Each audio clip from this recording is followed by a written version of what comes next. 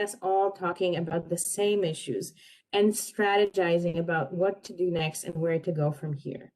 I also want to acknowledge that it's still early days in that conversation. Well, I think one of the things that we really discovered is that although LIPs have a keen interest in this topic, we're not on the same page. We don't necessarily even have the same vocabulary to talk about these issues. So I think this is something that we're going to have to keep working on in the coming fiscal year. We're hoping that there will be some resources devoted to it. We're hoping to engage more LIPs and to keep having deeper and deeper conversations around these issues and around the practicalities of doing anti-racist work in our communities. And with that, I'm very happily again welcoming you all here and handing it over to Jessie Renata. Thanks, Paulina. So I'm just going to share my screen here.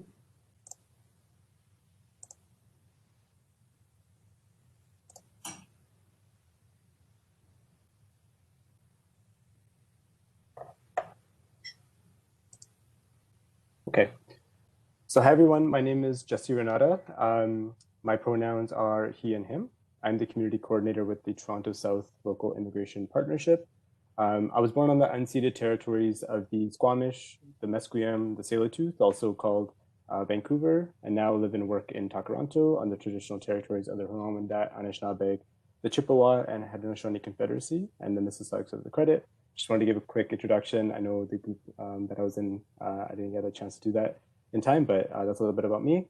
But thank you all for being here. Again, to those who attended and participated in the LIP Anti-Racism series. So I'll just give a quick short summary of the series before we move into hearing from some of our LIP colleagues to learn about some of the work that's been taking place with the LIPs around anti-racism. So again, as Paulina already provided some background of the origins of the series and a little bit of what took place, just a timeline here of those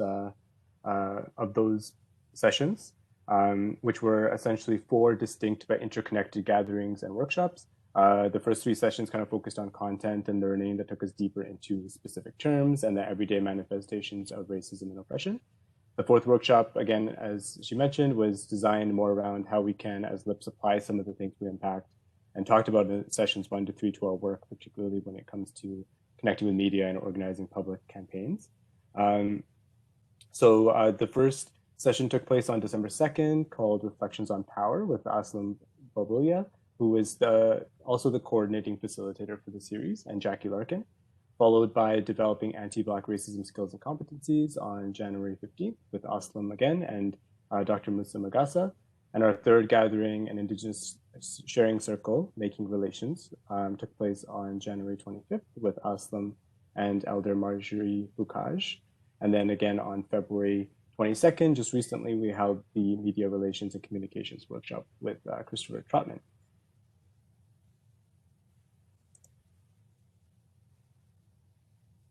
So as we hold this space today as a continuation of this work, it might be helpful to remind ourselves of some of the key points that were discussed from the first 3 workshops in particular. So Reflections on Power focused on developing a shared vocabulary around power and privilege as the foundation for the series of subsequent sessions, but also for our future collective and individual LIP-based anti-racism work. So part of that shared vocabulary was understanding that power is neither good or bad, but rather power is access or the ability to get what one needs or wants through force, impact, and influence. So this applies to oppressive practice as well as to power to heal ourselves due to oppression and mobilizing for change. So in addition to harnessing this power and privilege for change, our facilitators also had discussed internal work and healing that needs to take place for each of us in order to shift imbalances in power, as well as the sources of different types of power in greater detail, which includes aspects of our individual identities.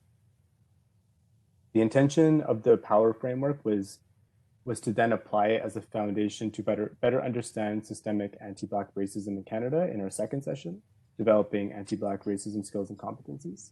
Our facilitators guided us through exercises and content that traced racism and oppression from systems of domination, such as white supremacy, colonialism, and capitalism, to their influence in our institutions through policy and certain social practices, and onto the everyday manifestations of racism through things like microaggressions, violence, and discrimination in employment, We also went deeper into understanding what white supremacy culture is and how it shows up in the newcomer serving sector specifically. For example, this included building an understanding that white supremacy is not necessarily overt hate or oppression perpetuated by white people, although that can be an expression of white supremacy culture, but rather white supremacy culture is the rooted dominance of white European-based culture over other types of experiences, ways of knowing and being in our society that have been and continue to be pushed to the margins deliberately. And then within the newcomer serving sector, as we explored together, this can include valuing empirical data or report-based data over lived experiences, particularly when it comes to racialized newcomers. Also a sense of urgency to meet deadlines and report, often expressed from also expressed from the top down, from funders to executive management to frontline workers. This subsequently impacts the type of support and ways in which newcomers are able to be supported. And also the inability to question the funder and organizational hierarchy, which is often reinforced by a lack of racial and gender representation as well. An elder, Marjorie Bukaj, led participants of the third gathering through conversations and practice of making relations.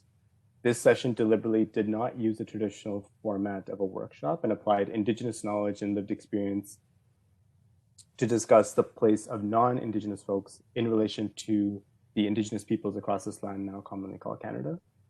Again, the intention here was to build off of what was discussed in sessions 1 and 2, but also building an understanding of non-colonial ways of thinking and relationship in order to move towards change.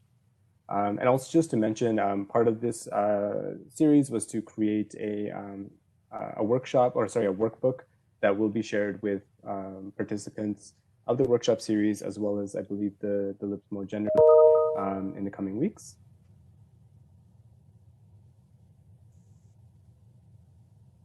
So because it was a series of events with familiar participants, the anti-racism gatherings allowed for building trust, a sense of vulnerability and respect, which is essential for this type of difficult work to be sustained and fruitful going forward.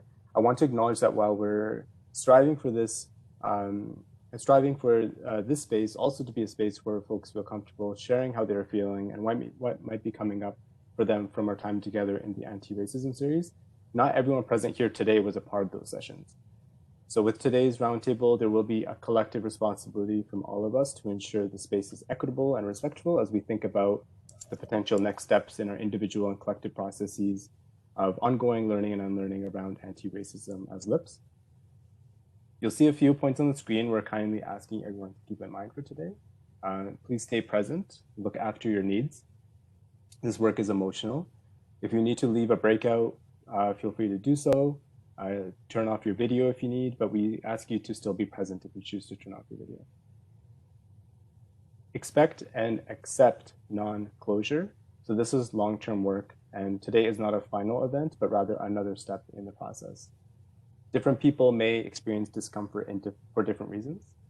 Reflect on your own discomfort and where it may be coming from. This continues to be a space of learning, and for that, empathy is critical. We are a large group. Help us and each other to maximize the collective process. A reminder that part of equity and anti-racist practice is making space to center the voices and experiences of Black folks and people of color. We're asking folks to remember consent and confidentiality. Folks may share their own lived experiences with racism and oppression. So remembering what's shared here stays here, but what we learn here leaves here. Be mindful of the space you occupy, and please share time equally. We suggest also using the chat in addition to your voice to share thoughts and build on any comments.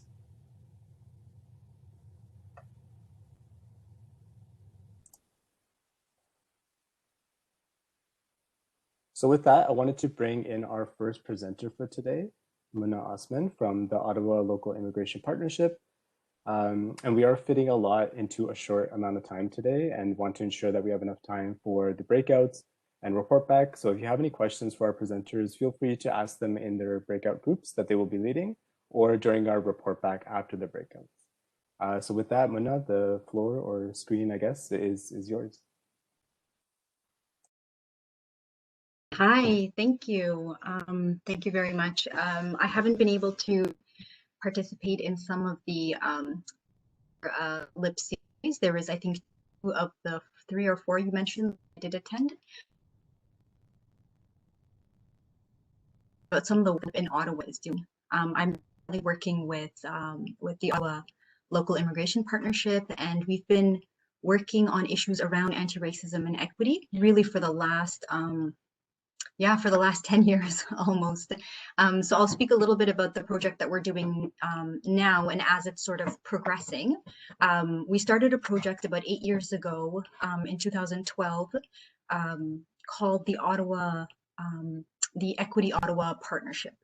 And what we did was we identified organizations and our partners in the city who had expressed quite consistently a concern for the extent to which their organizations were inclusive to immigrants and racialized people. So we had our partners gather together and we convened a series of meetings to understand where the gaps were in their organizations.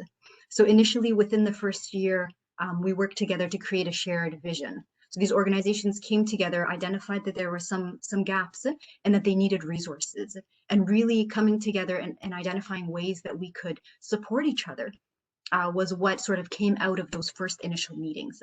And then as we transitioned into from 2013 to about 2016 was to create what we envisioned as a community of practice. So these organizations all seeking to advance the equity and to do their work relied on OLIP to sort of convene these tables and to lead this effort. Now, we do recognize all the work was being done by our partners. The partners that we had come together at this table were really doing the work that needed to be done in their individual organizations. Now, as we transitioned from that community of practice, then we started to now come into the 3rd and 4th phase of this project. And the purpose of these 2 phases was really to create a platform to share resources.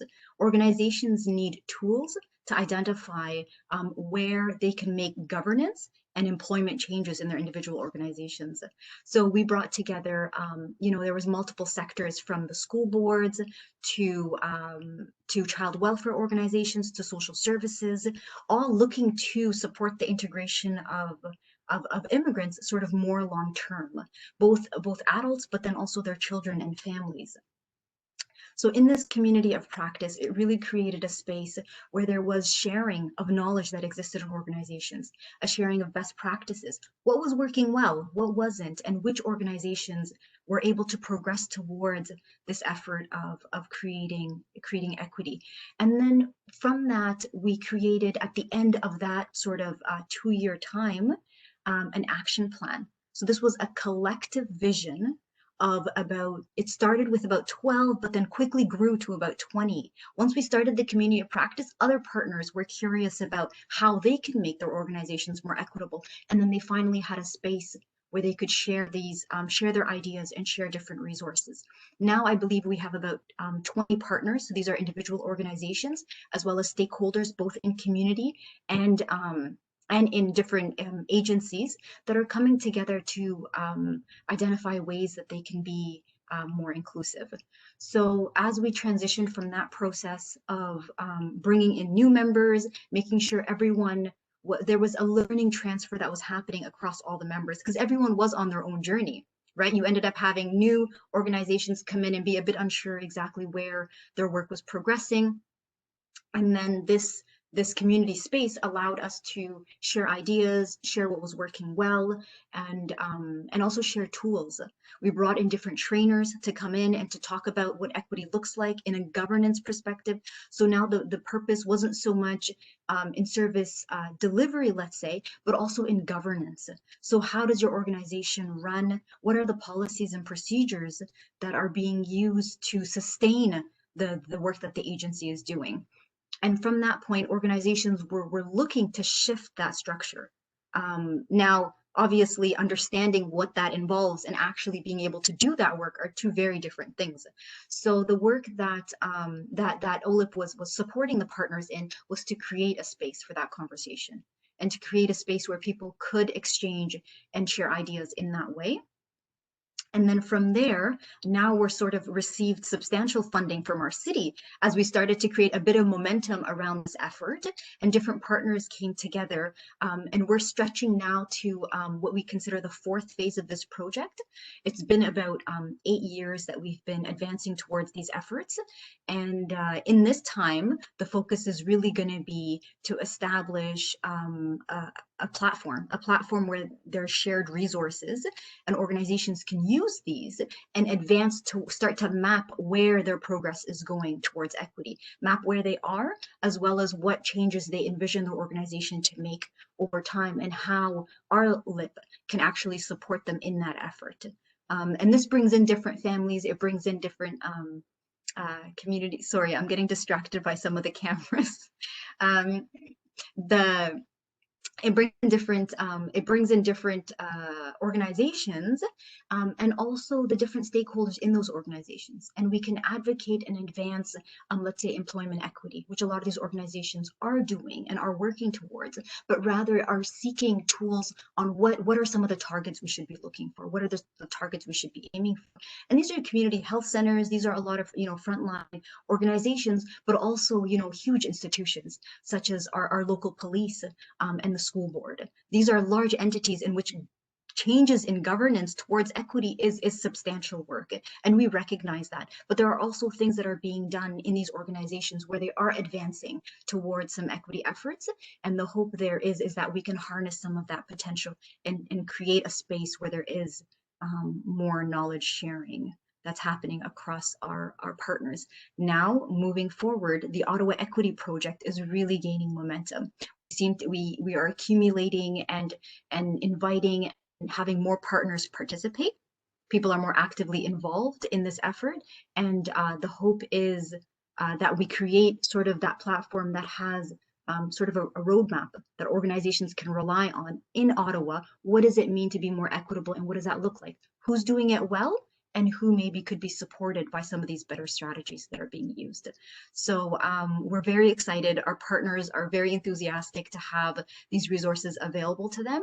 And across our efforts, we've seen substantial progress in our local school board, efforts around data collection, understanding what the needs are, focusing on disaggregated data and being able to map across different areas of inequities that are happening across situations. And we've also emphasized the importance of community connections in understanding what governance and engagement and employment equity looks like, right? So you have these broader structural changes, but yet we're giving organizations the methodology across multiple institutions and say these are the targets that we're setting up as the Ottawa LIP understands.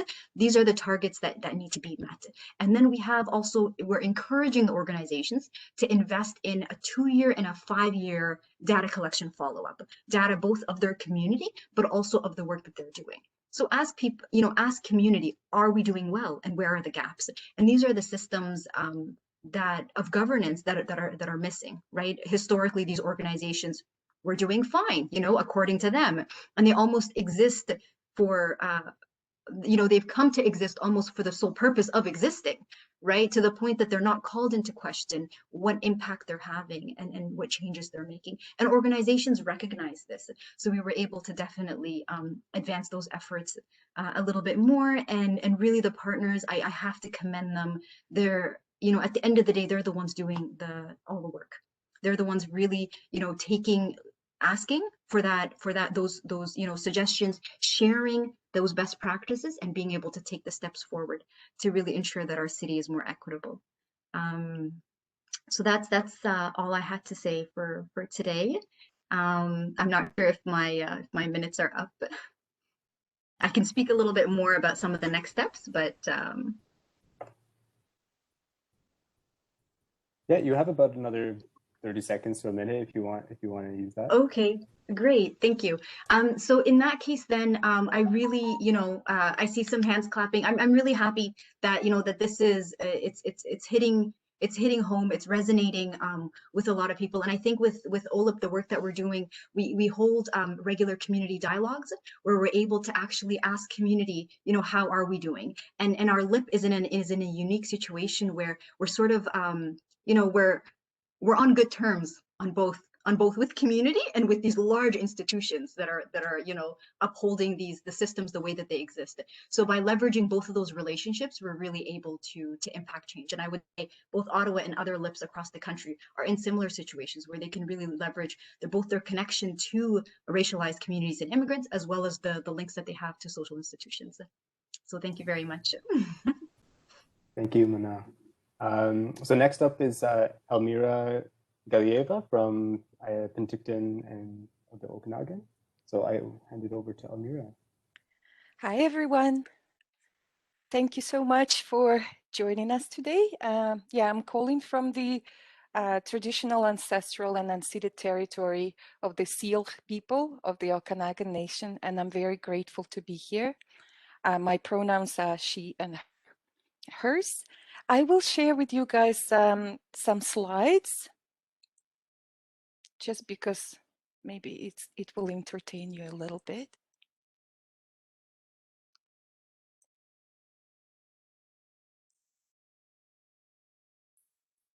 Can you see? Yeah. Yes, awesome. Thank you so much.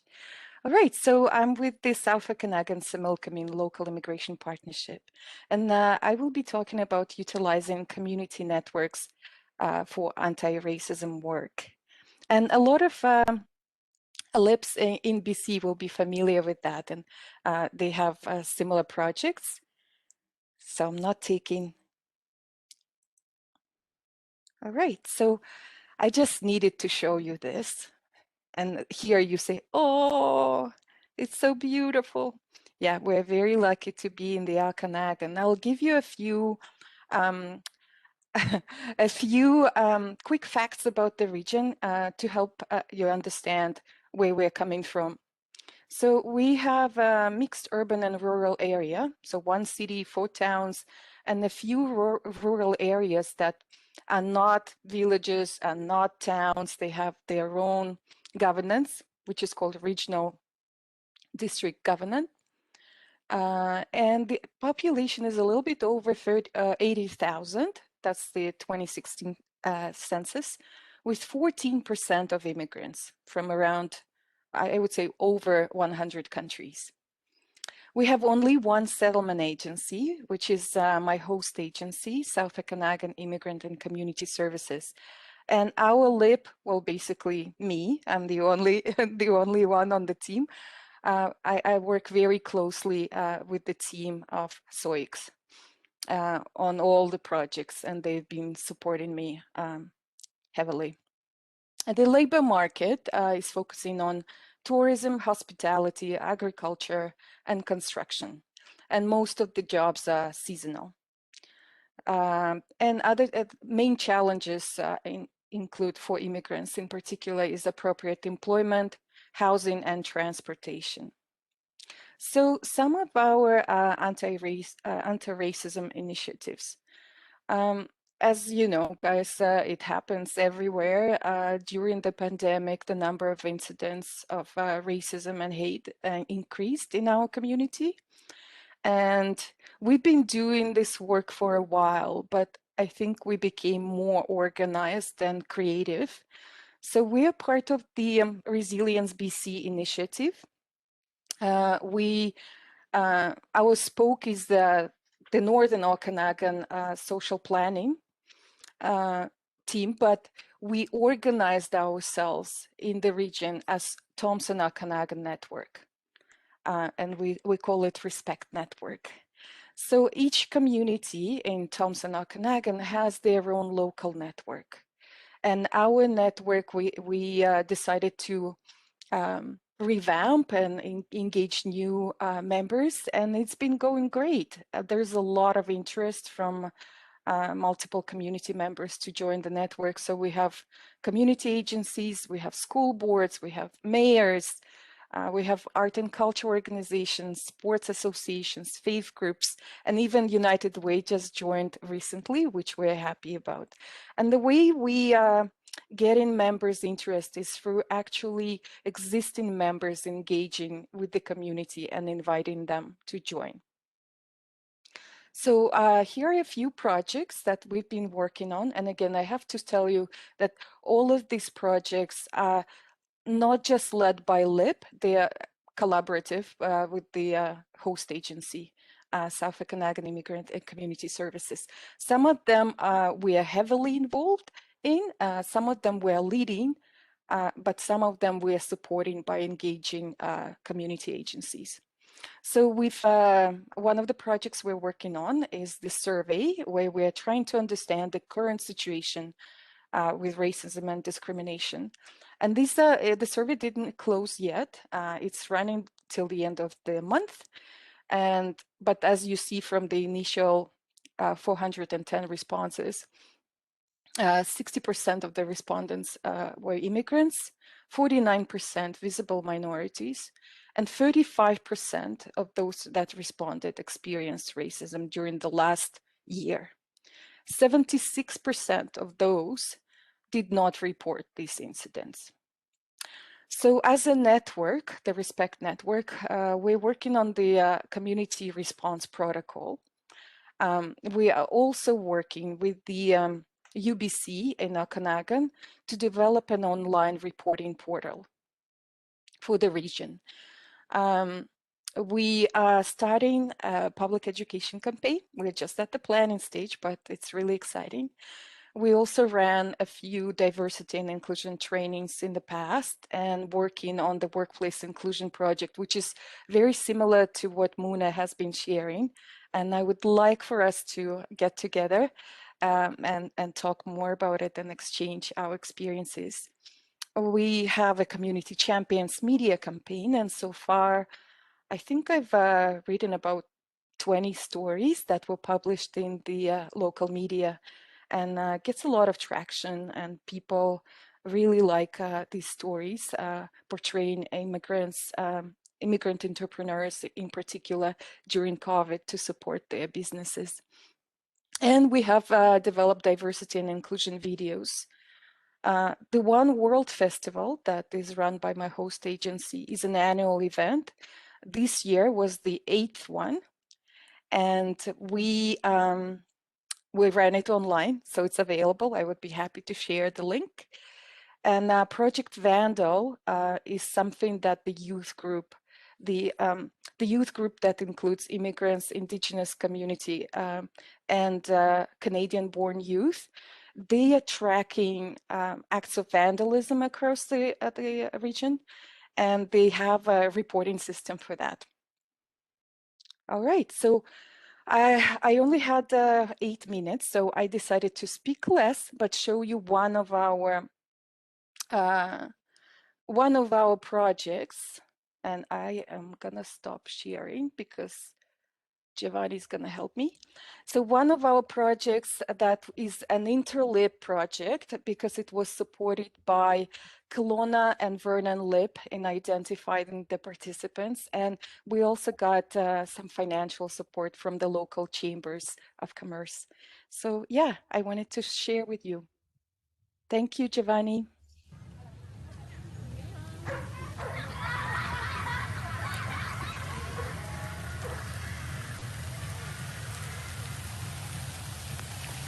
Mommy, you like being brown?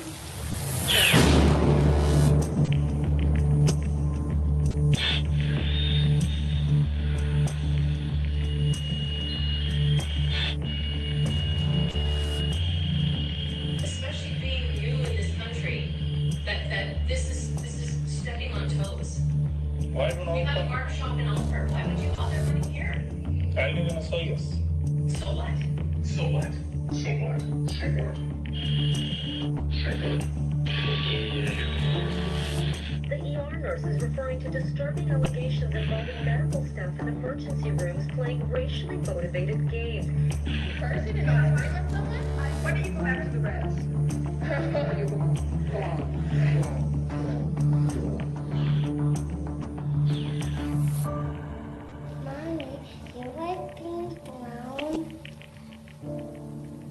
Baby, what do you see? I see you, Mommy. What do you see? My accent, my culture, my appearance, my name. This is not my whole story. I am your neighbor. I build your home and workplaces. I'll ensure your space are clean and safe. I grow your food. I bring your food to you. I am an employer. I am business owner. I create jobs. I help you manage your kitchen. I celebrate art. I give back to the community. I care for you. I am a lifesaver. I am on the front line for you. I provide guidance. I listen and offer comfort. I am a teacher. I empower the next generation. I create innovation. Face for possibilities.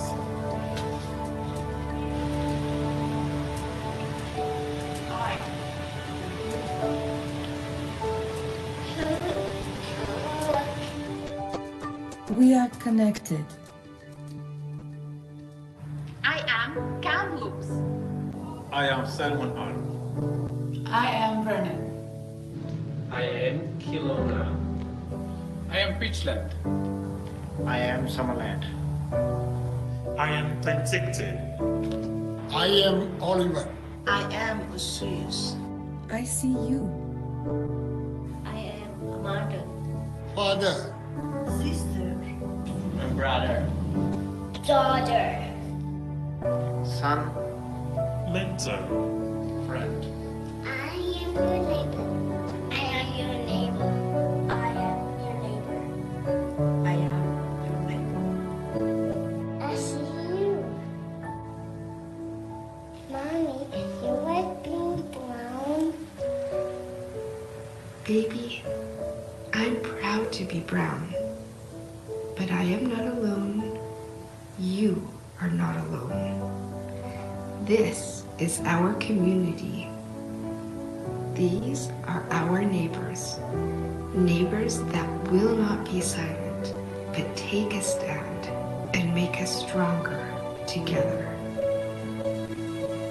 Color makes life beautiful. We are all connected. Our diversity makes us stronger together. Why fear our differences? Instead, share, learn, and appreciate the strength we have in our connection. To those that lift us up in times of crisis and uncertainty. To those that do their part every day where we work, learn, play, and live. To those that recognize and value our connection. Thank you.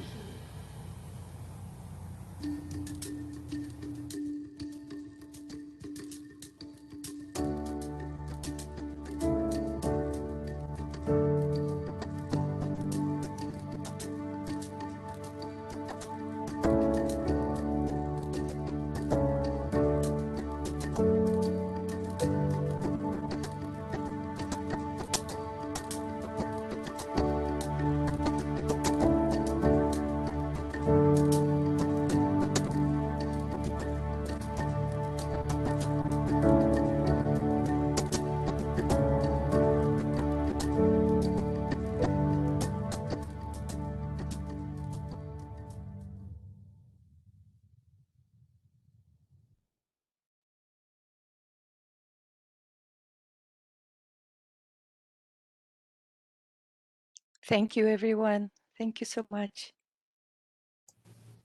Wow, thank you, Elmira. That was extremely powerful, and I can definitely take a look at the chat and see all the comments from folks.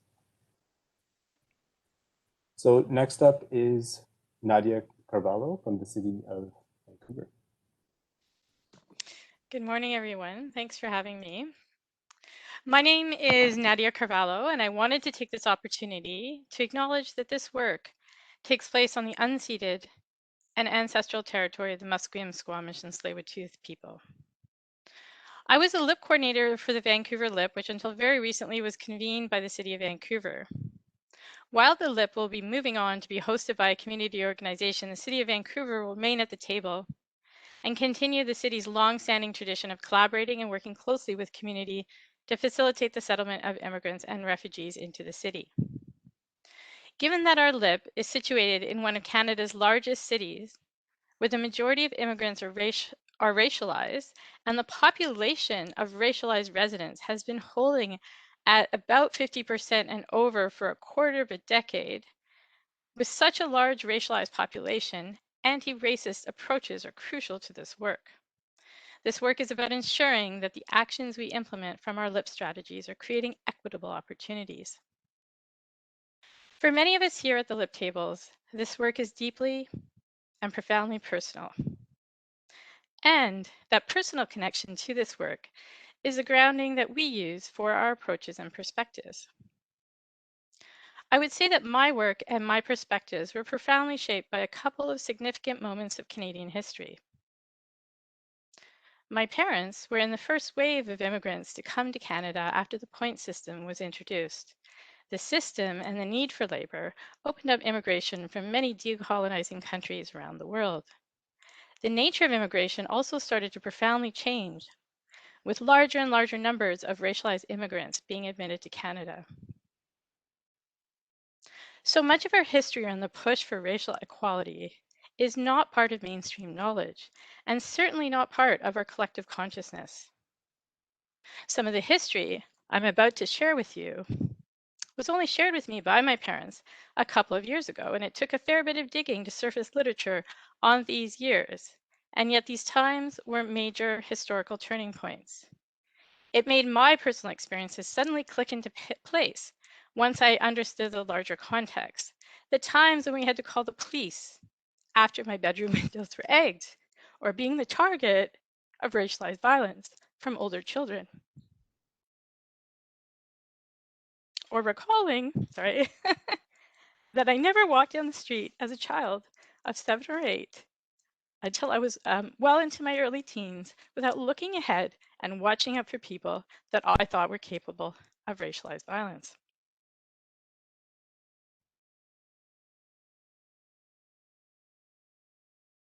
During the 1970s, this was the climate from coast to coast. From Vancouver, where South Asian residents reported various forms of racial attacks. Racial slurs were painted on walls, stones and eggs were thrown at homes, porches were set on fire, and houses were firebombed. In Ottawa, similar reports emerged from community leaders. In Toronto, the reports of racial violence were the highest, and reports were made from the park to the playground to schools and transit. So I'm going to quote from a thesis called a PhD thesis called Equality Now: Race and Racism and Resistance in the 1970s by Morgozata Kirlo. One particular story that gripped Toronto headlines was that of Shamsuddin Kanji, a 48-year-old recent immigrant from Tanzania who was crippled when 3 youths pushed him off the subway platform in January 1976. The victim was on his way home from a religious service when the youths attacked him, calling him Paki. They pushed him off the subway platform and crippled his knees. What was troubling about the story was that no one came to the victim's aid, even after several pleas for help. After spending 4 months in a Toronto hospital, doctors determined he would never walk again. These youths were subsequently tried and convicted of assault causing bodily harm in December 1976. And this was not the only incidents on Toronto TTC. These incidences galvanized racialized and immigrant communities into action. My father tells of this work and other communities, of the work his and other communities did, the stories of marches he attended. Communities called on all levels of government to address these incidences not as acts of extremists, but an outcome of institutional and systemic racism.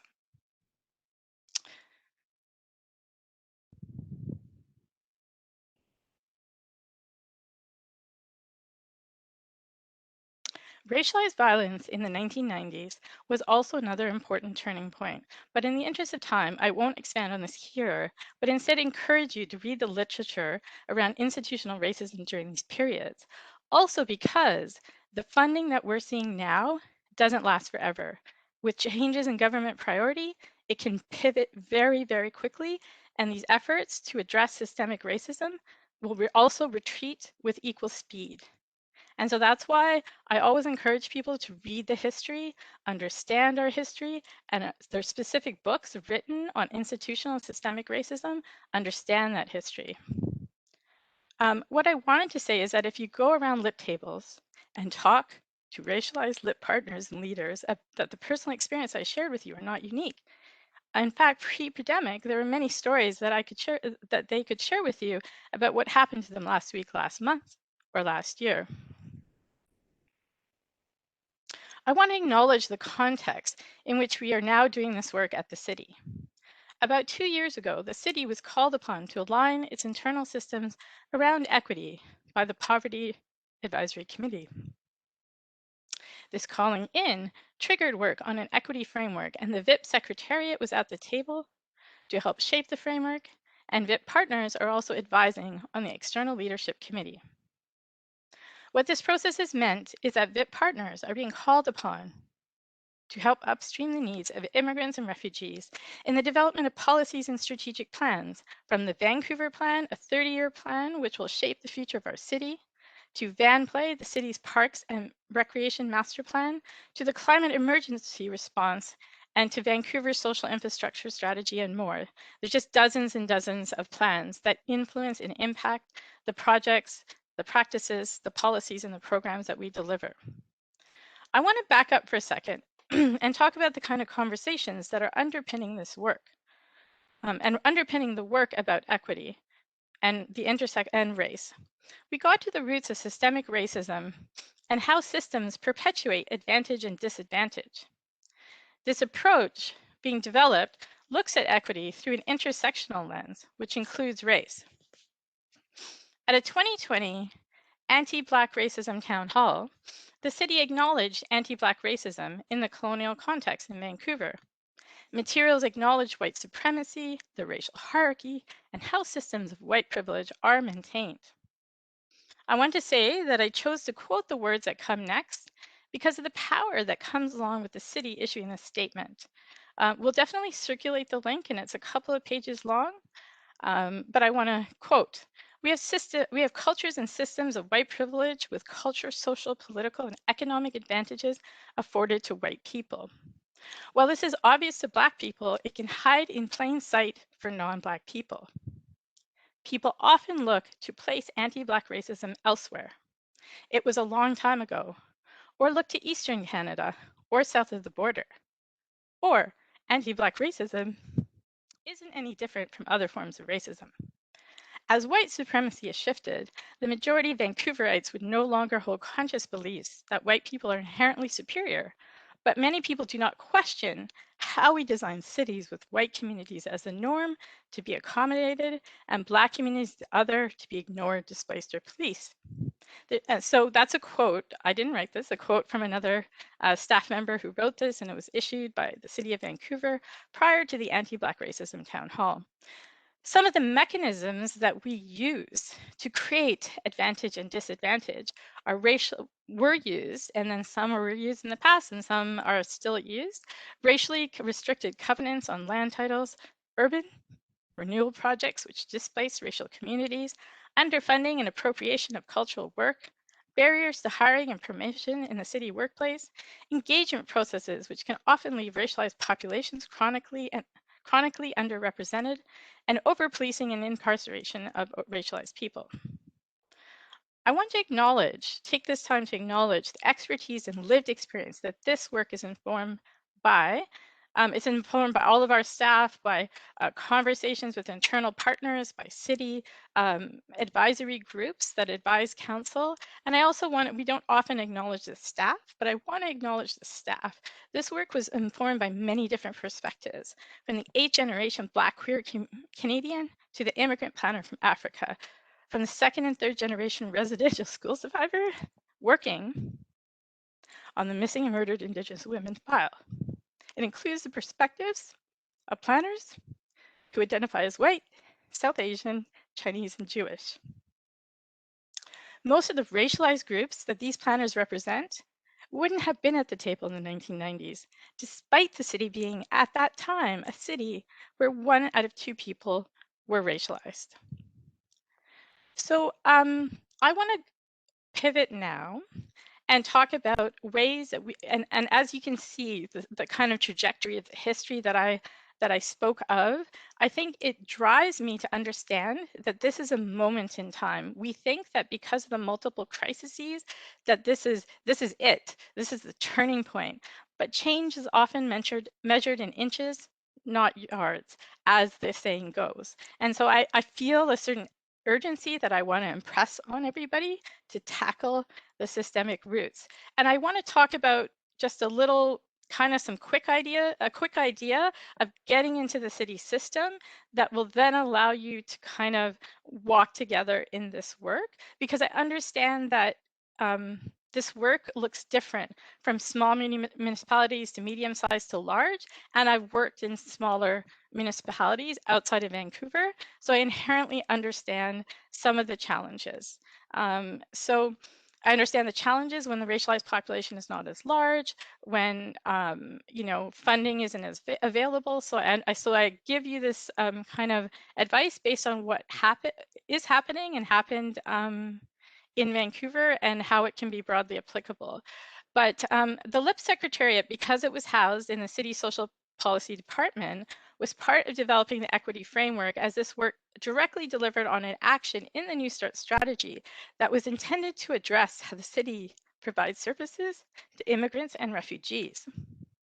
As a country, we're facing multiple crises and skyrocketing rates of violence, and there's a need for an outward display of unity in the fight against racism, for leaders in cities across the country to stand up and speak out against racism. And there's also the need for learning and training. However, we cannot train away institutional racism. And often too much emphasis and energy is put into these areas, leaving little time for resources and the longer and deeper systemic work. So for me, the question is, how do LIPs advance systemic change with institutions like municipalities? There are some nimble steps that LIPs can take. In my experience, some of the best LIP partnerships started with the spirit of reciprocity and good communication. And right now, as cities reflect on how they're engaging and serving racialized communities, LIPs are well positioned to assist with this work. By first of all starting off and reading, the city has a corporate strategic plan, every city does, to understand how diverse communities are positioned in this work is an important first step. Then, by becoming familiar with the plans across domains that range from finance, the budget. Every year there's a public process around the budget, to engineering and environment, to parks and recreation and economic development. Don't get siloed in the diversity aisle, which is often parks and recreation, right? Don't get siloed there. Think about all of the mechanisms, all of the pivot points, all of the turning points in a city.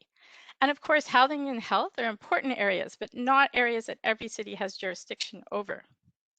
Inviting each department to speak to the LIP about these plans, how current directions are being implemented, and how, in light of recent events, is each department planning or already pivoting to ensure that diverse communities are engaged and are helping to shape policies that impact their lives and well-being. This also involves understanding that when the call out for citizen advisory happens, each city has advisories that advise council. How offering to help with the promotion of these opportunities. And I can share with you that the City of Vancouver has a policy which looks to ensure that these committees are comprised, and it's a very simple 2-line, 2-paragraph policy, 50% women, and 50% equity-seeking groups. And this policy can be evolved for the context and further evolved to put an emphasis on racialized populations. Starting from where we are might be a nimble approach. Sometimes people are like, okay, we can't start until we can involve everybody. We can't start until we can involve the, the people that need the most supports. I say just start. Don't let it be kind of colonialized by a perfectionistic mindset. I think by just starting and coming to the table with the biggest asset we have, which is extensive connections throughout the community to racialized populations, you can follow it really, really quickly by starting to see where the opportunities lie, starting to apply for that funding that just seems to be rolling out with each passing day. And then you can move to kind of from a connection point to more of a kind of coordination and working together. So starting from where we are might be a nimble approach and allow staff and the LIPs to work alongside each other to cover and address systemic issues around engagement. With increased funding available to address anti-racism, this would allow nonprofit partners and the city to apply for funding to make these processes and the policy they influence more equitable over time. So thank you, and that's my presentation. Thank you so much, Nadia. You've given us a lot to think about. And also thank you for sharing your own lived experiences and family journey with us. I also want to reiterate for all of us to do what we need to do to take care of ourselves today. And recognizing, again, this is definitely emotional work. And it is very real in our day-to-day. So please, again, keep that front of mind. So we're going to be shifting into our breakout groups. What I'm going to do now is just share on the screen the choices for the breakout groups.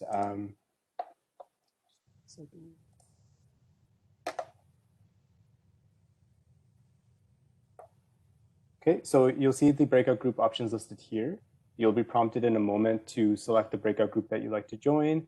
If you don't get the prompt on your screen, please type it into the chat at the group you would like to be added to, and Giovanni, who's our tech wizard, will add you manually. And so this might require a little bit of time, so just bear with us while we do that. And if you do see that the group that you're in has a lot of participants, we suggest joining a different group. So we're trying to kind of balance the numbers as best as possible. So these are the listed breakout groups here. And Giovanni will initiate the breakout groups in just a moment, and you'll be able to choose the group that you'd like to join.